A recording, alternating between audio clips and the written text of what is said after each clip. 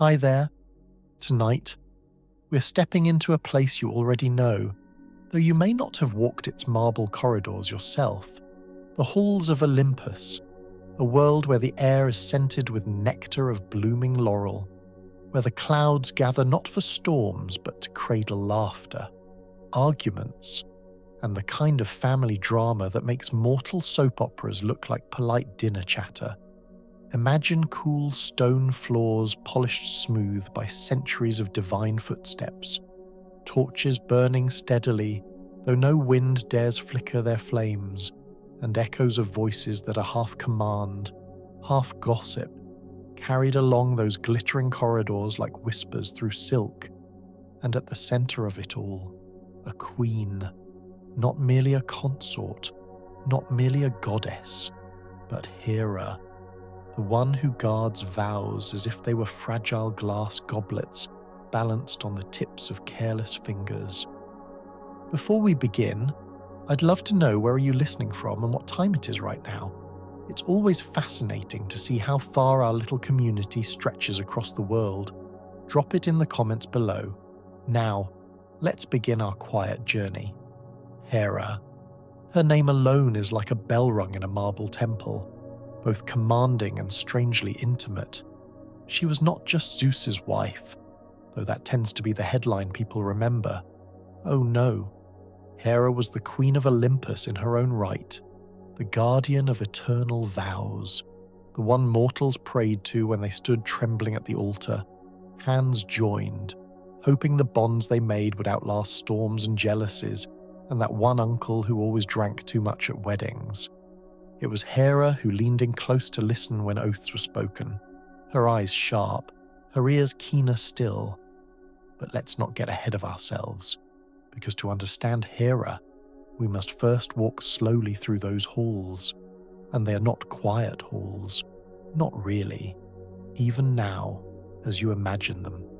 You can hear the scrape of sandals against stone, the hushed laughter of goddesses leaning in to share some mischief, the thundering footsteps of Zeus himself somewhere above, and perhaps, just perhaps, the faint rustle of peacock feathers as Hera's companion spreads his jeweled tail in a display so proud it borders on comedy.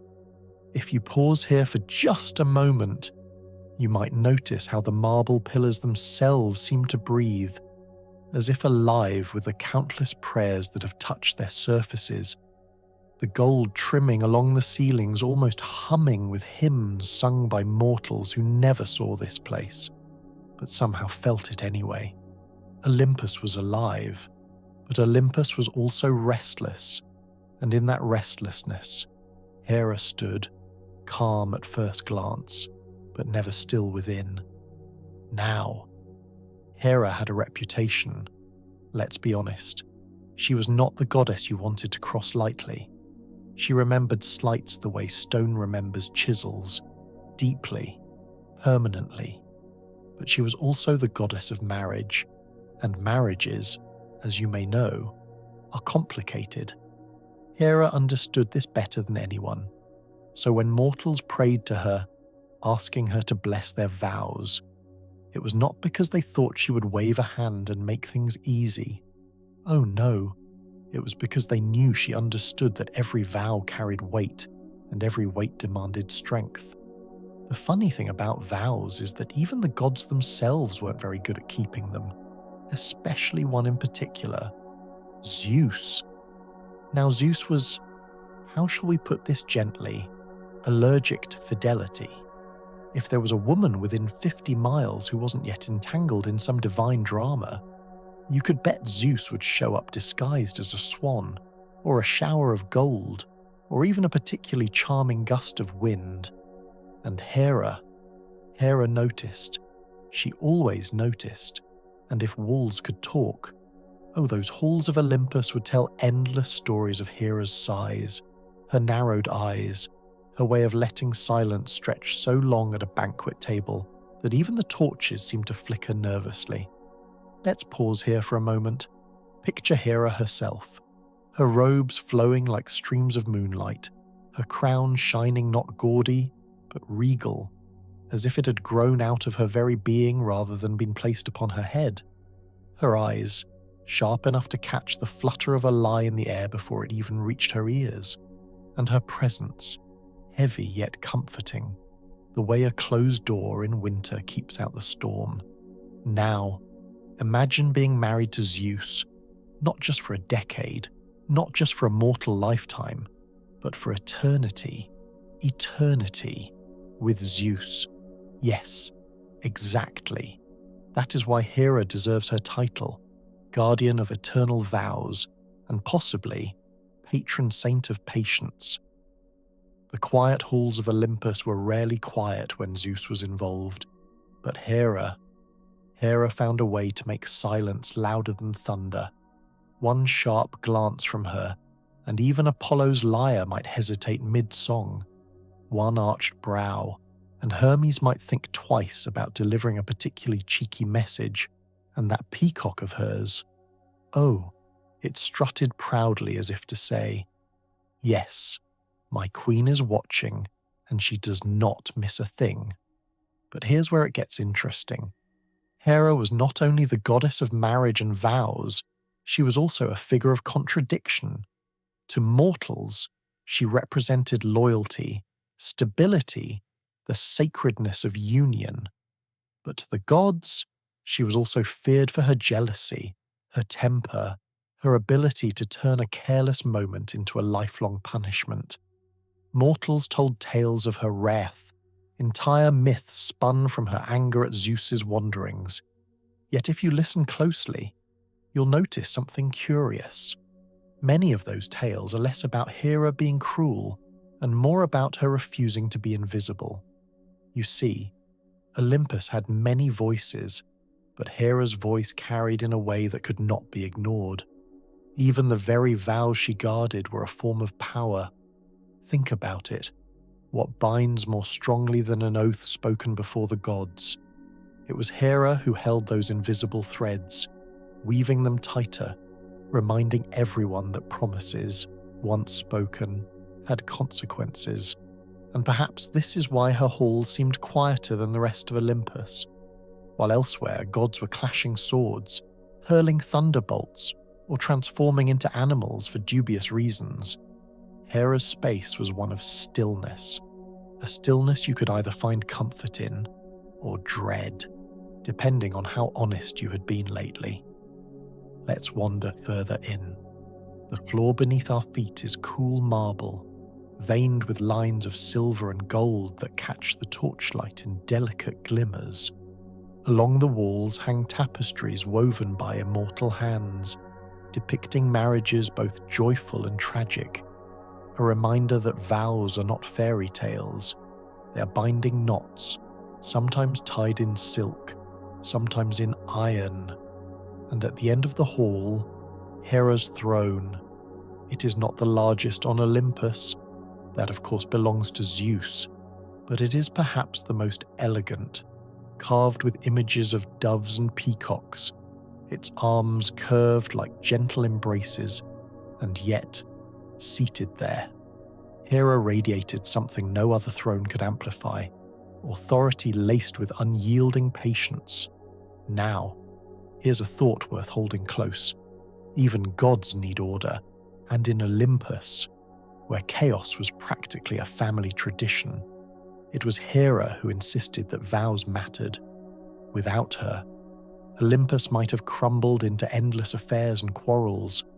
With her, well, Olympus still quarreled endlessly, but at least the quarrels had structure, and it is in this contrast, this mix of patience and fire, silence and thunder, that we begin to understand Hera. The quiet halls of Olympus were not silent because nothing happened within them. They were silent because Hera's presence demanded a different kind of sound. The sound of weighty breaths before confessions, the sound of nervous laughter at wedding feasts, the sound of vows spoken in trembling voices that believed, if Hera was listening, then perhaps the words would last. Before she was queen of Olympus, before her name was whispered at weddings and carved into prayers, She was a child of Titans. Her father, Cronus, was not exactly what you'd call Father of the Year. In fact, he was more the kind of parent who heard the sound of his baby crying and thought, "Ah, lunch." Yes, Cronus had a nasty habit, one that would make even the darkest fairy tales seem like cheerful bedtime stories. He swallowed his children whole, one after another, because he feared that one day they would overthrow him, which, spoiler alert, they did. So Hera, like her siblings Hestia, Demeter, Hades, and Poseidon, was devoured at birth, tucked away in her father's cavernous stomach. Imagine that for a moment. The halls of Olympus were far away, and the halls of Cronus's belly were, well, not as glamorous. It was dark, cramped, and certainly not decorated with gold and silk, more like damp walls and echoing gulps. Some say the children inside tried to talk with each other, little muffled voices in the shadows, which, if true, makes them the most patient playgroup in history. But then came Zeus, the last child, hidden away by their mother Rhea, who was tired of seeing her children vanish into Cronus's bottomless appetite. Rhea tricked Cronus, offering him a stone wrapped in cloth instead of a newborn. And Cronus, perhaps distracted, or simply too greedy to chew properly, swallowed it without noticing. And so Zeus grew in secret, free from the dark belly, and when the time was right, he came back with a plan. Now, Zeus was not subtle. Subtlety was never his strength. But with a mixture of cunning and force, he tricked Cronus into drinking a potion, one that made him cough up his swallowed children. Out they came, fully grown and armed with a bitterness that only comes from being used as digestive decor for far too long. And Hera, blinking into the light for the first time, stepped out into a world where freedom was fierce, where loyalty was tested, and where family reunions were less hug and catch up and more pick up your weapon and fight. The war that followed, the Titanomachy, was long, loud, and devastating. Mountains were hurled, seas boiled, skies split open, and the earth itself shook as if it too was tired of babysitting divine tantrums. Hera was there, standing beside her brothers and sisters against their Titan father and his kind. And though Zeus's thunderbolts stole much of the attention, it was Hera's resolve, her unwavering presence, that helped hold their ranks together. Even then, before vows were her dominion, she had a way of binding those around her, giving their fight cohesion when chaos threatened to scatter them like leaves in a storm. Pause here with me. Picture Hera in that moment, not yet crowned queen, her robes not yet heavy with divine authority, but her eyes sharp, her voice steady, her determination unyielding.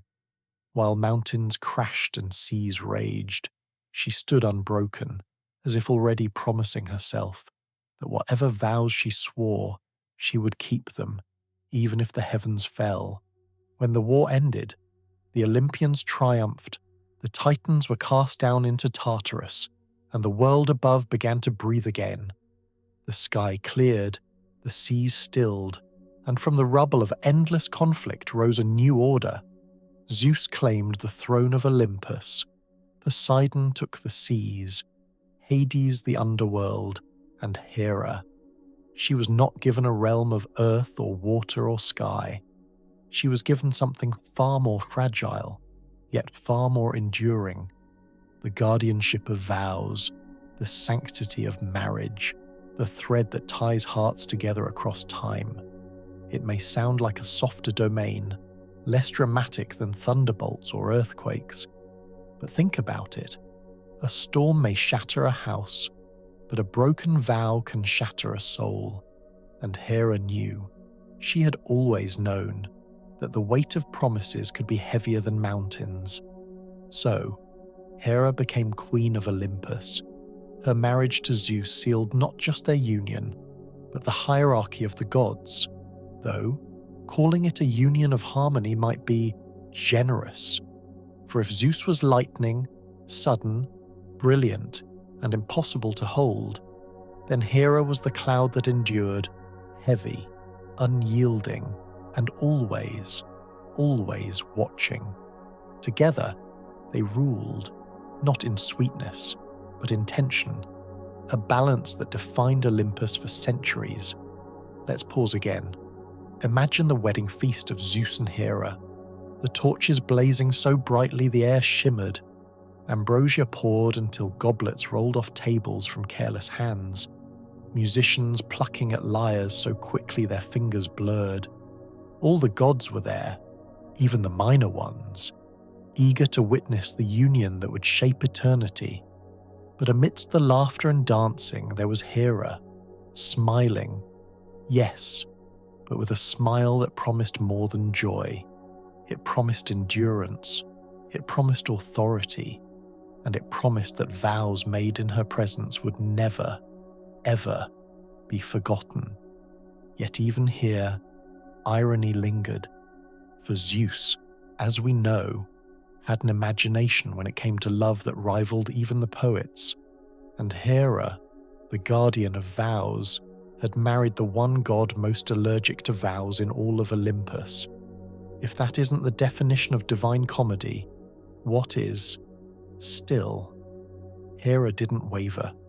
Her halls were built in Olympus, adorned with peacocks, doves, and the symbols of union.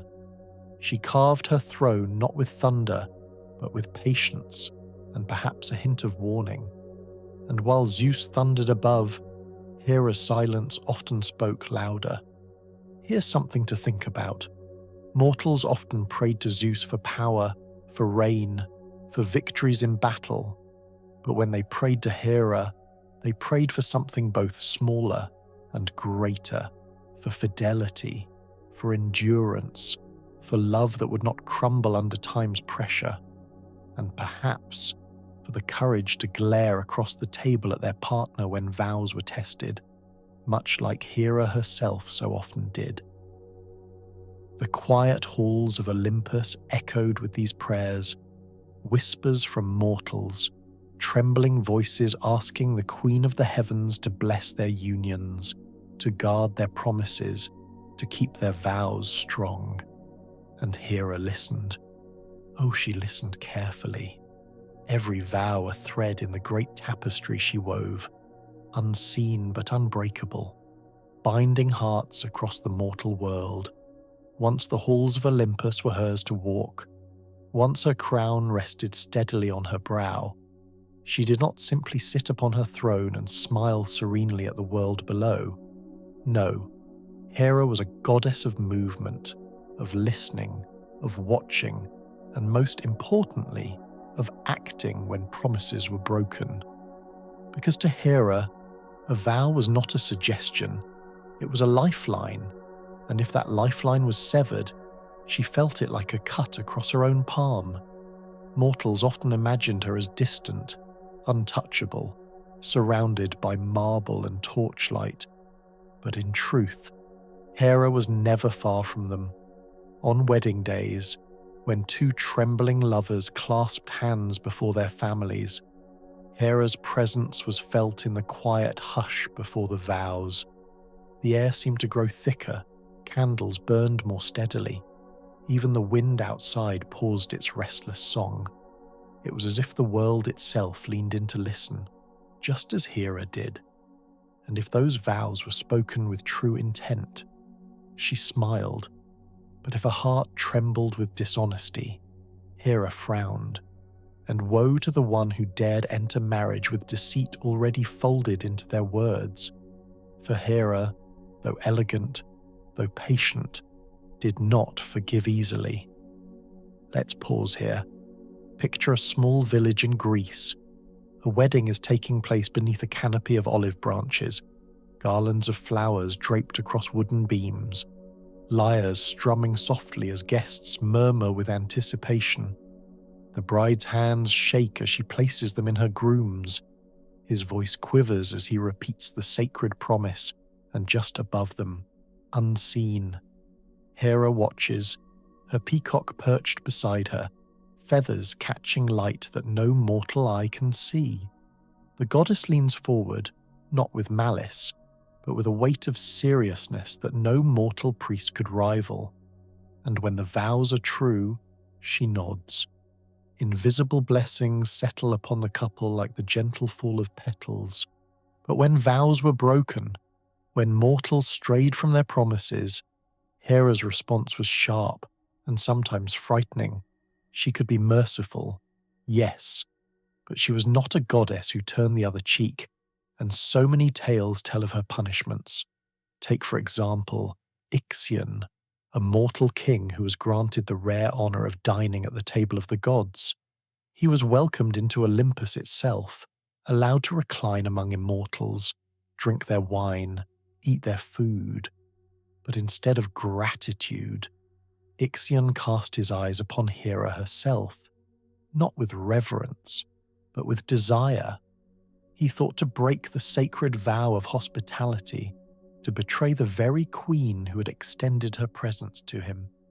And Hera, calm, clever, and unwilling to let such an insult pass, devised a plan.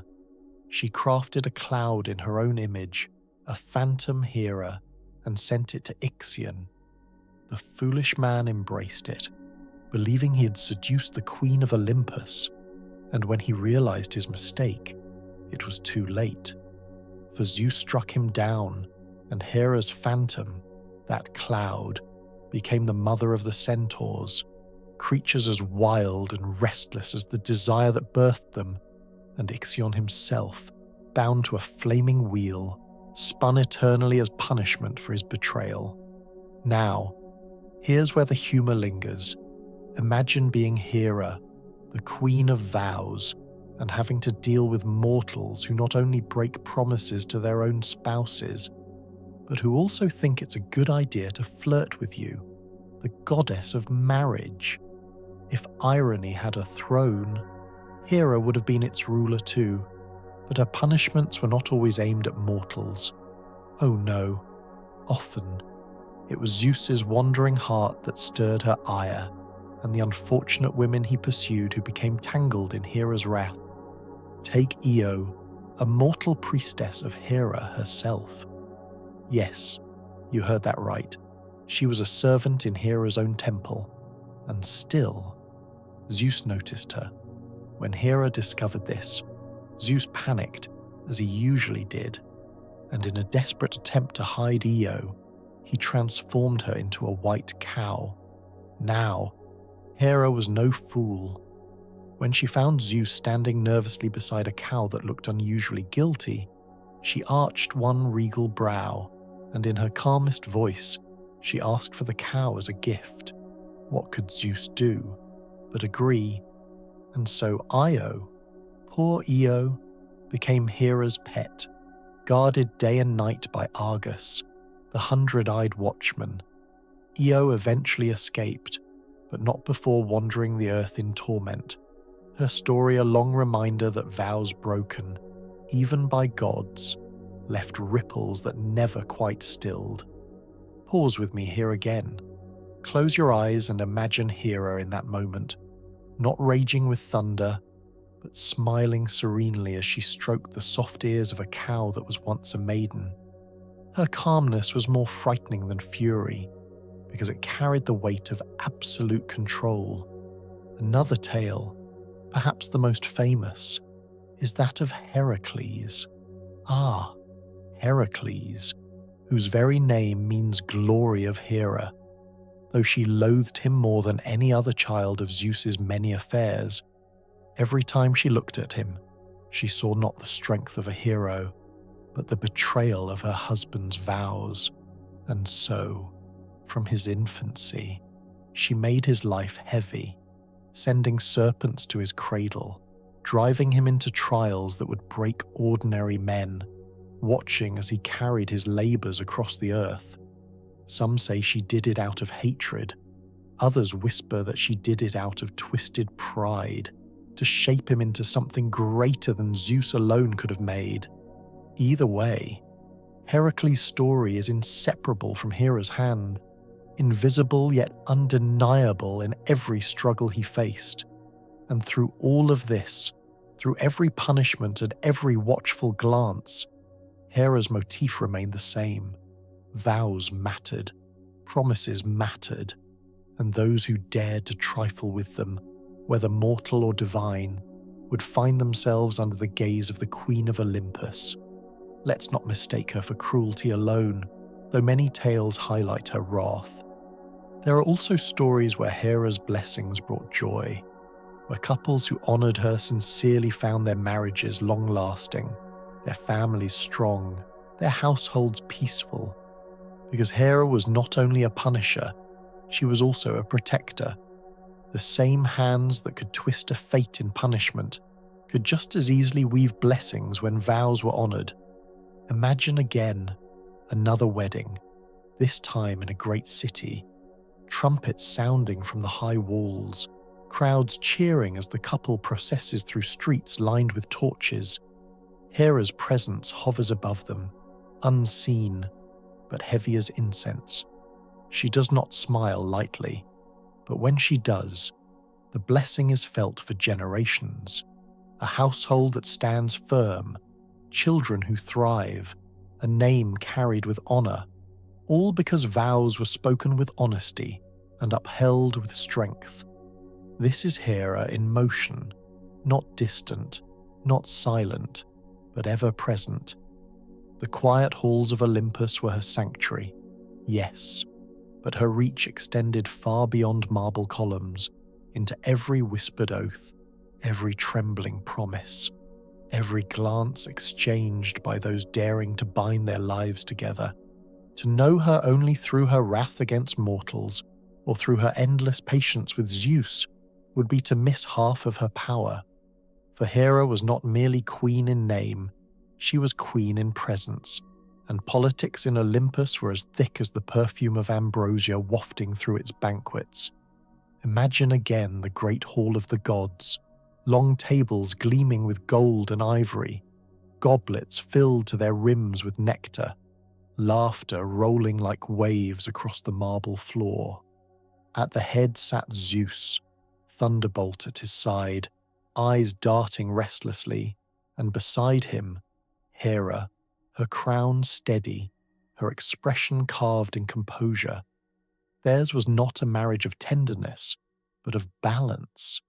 Zeus may have ruled with thunder, but Hera ruled with silence, and silence, when wielded properly, can drown out even thunder.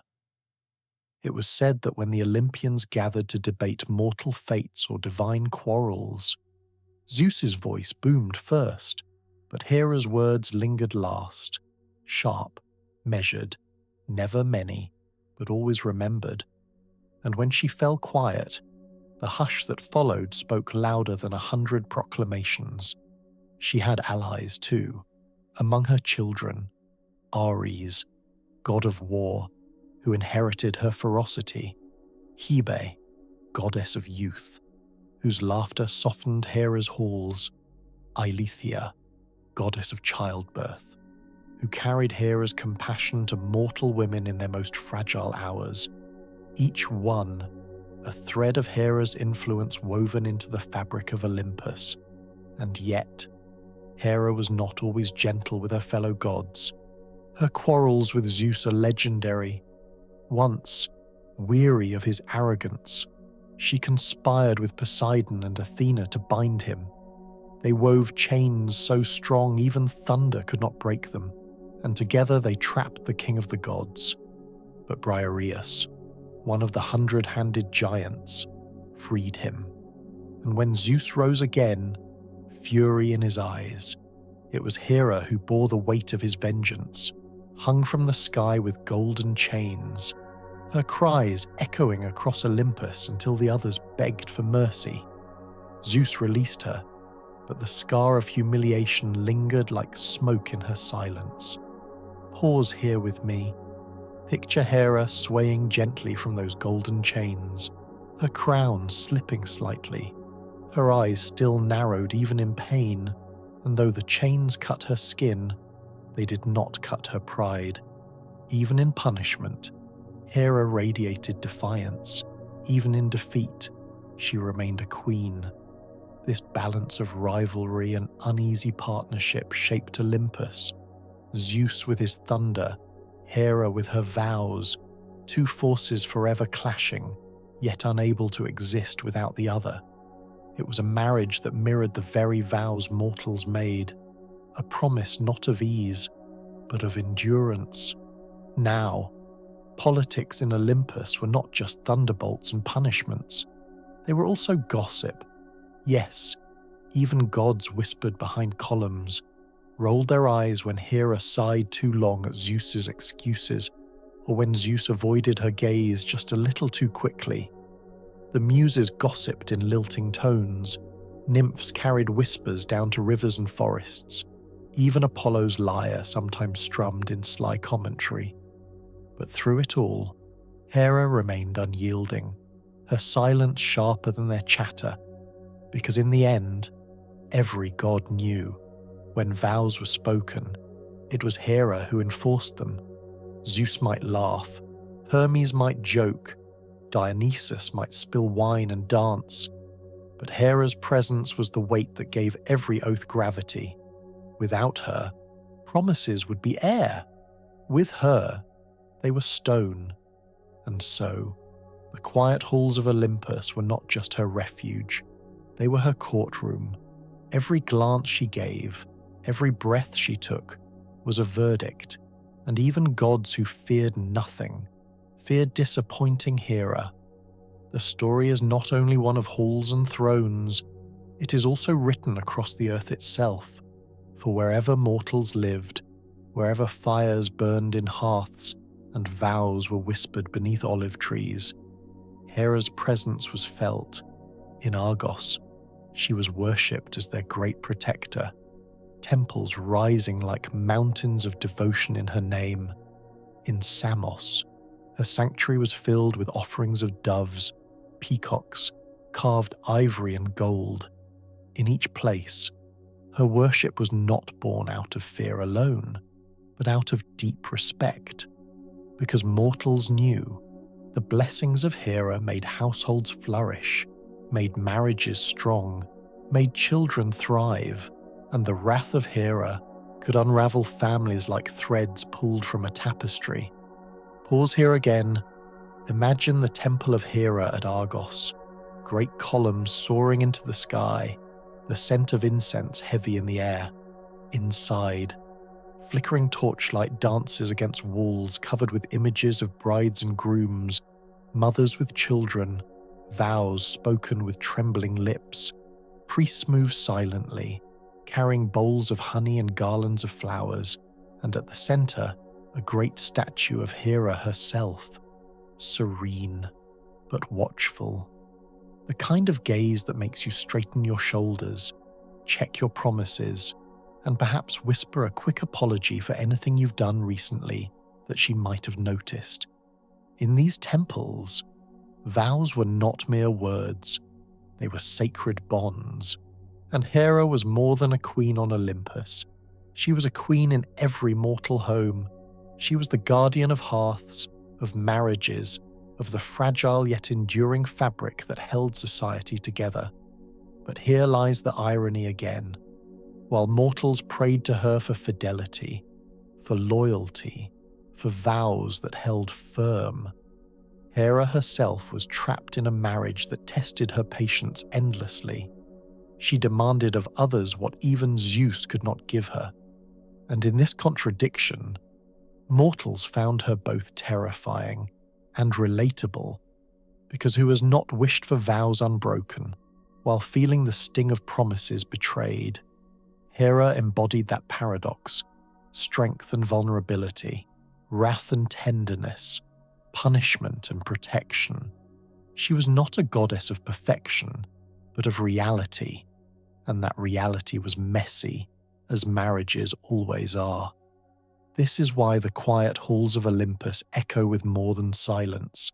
They echo with laughter, sighs, tears, whispered promises, broken hearts, reconciliations, and the endless cycle of vows made and tested, all under the gaze of Hera, who never stopped watching, never stopped weighing, never stopped guarding the invisible bonds that tied lives together. Her story did not end in the soft glow of temples or the silence of Olympus.